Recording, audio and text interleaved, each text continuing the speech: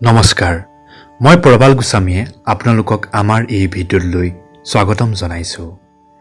আজি মহাশিৱৰাত্ৰিৰ উপলক্ষে মই আৰু মোৰ দাদা কেইজনমানৰ লগত তেজপুৰ চহৰৰ পৰা প্ৰায় 10 কিলোমিটাৰ নিলগত উত্তৰ গৰৈমাৰীৰ সমীপত 15 নং ৰাষ্ট্ৰীয় ঘাইপথৰ দাঁতিত অৱস্থিত হলেশ্বৰ মন্দিৰলৈ আহিছোঁ। ইয়াৰে কিছু দৃশ্যাংশ আজিৰ এই ভিডিঅ'টিত দেখুৱাম। আশা কৰোঁ ভিডিঅ'টো শেষলৈ উপভোগ কৰিব।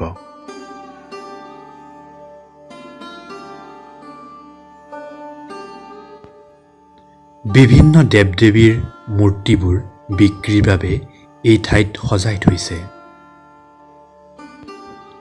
মন্দিৰৰ সন্মুখত ৰাজহাঁহ কেইজনী ইমান ধুনীয়াকৈ চৰি আছে চাওকচোন।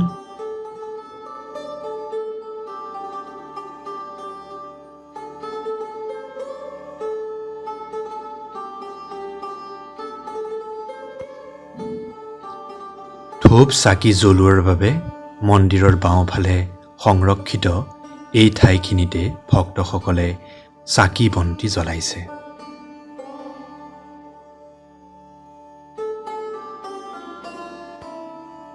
আহকচোন আমি মন্দিৰৰ ভিতৰলৈ যাওঁ। প্ৰবাদ অনুসৰি এজন খেতিয়কে হাল বাই থাকোঁতে ইয়াত এক শিৱলিংগ উদ্ধাৰ কৰে। পিছত গাঁৱৰ ৰাইজে মন্দিৰ নিৰ্মাণ কৰি পূজা অৰ্চনা কৰে। হল অৰ্থাৎ নাঙলৰ শিৰলুত উদ্ধাৰ হোৱাৰ বাবে এই মন্দিৰৰ নাম হলেশ্বৰ হয়।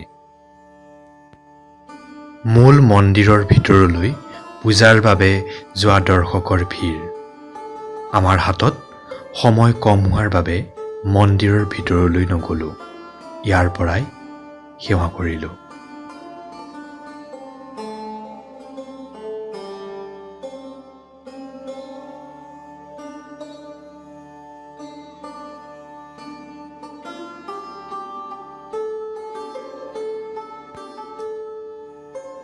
মূল মন্দিৰৰ লগত এই নামঘৰটো সংলগ্ন হৈ আছে। ইয়াতো ভক্তসকলে ধূপ ধূনা জ্বলাই সেৱা কৰিছে।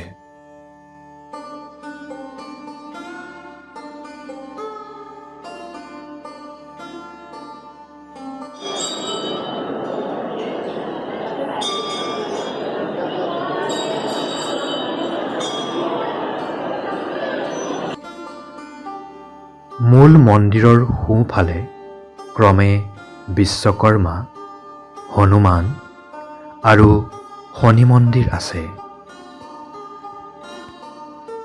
মন্দিৰৰ বাওঁফালে এয়া গণেশ মন্দিৰ।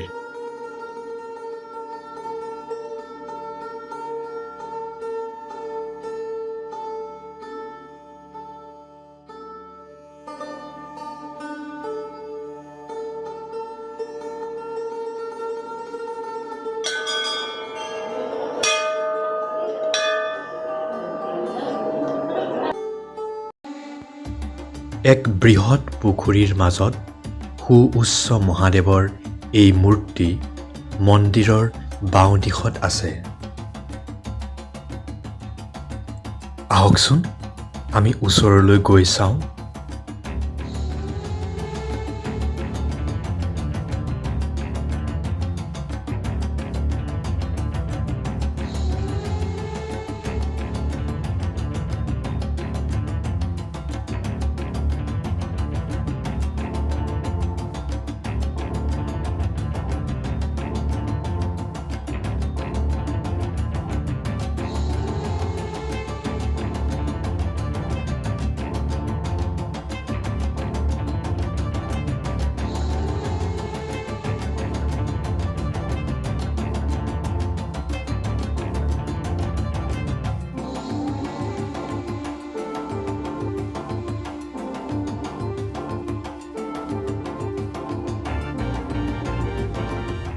দেৱজিৎ দা, দিব্য দা আৰু কল্যাণ দাৰ লগত হলেশ্বৰ মন্দিৰলৈ অহা আমাৰ এই ভিডিঅ'টো চাই কেনেকুৱা পালে মন্তব্য কৰি জনাব। আপোনালোকৰ মন্তব্যই আমাক উৎসাহিত কৰে। ভিডিঅ'টো চোৱাৰ বাবে আটাইলৈ আন্তৰিক ধন্যবাদ জ্ঞাপন কৰিলোঁ।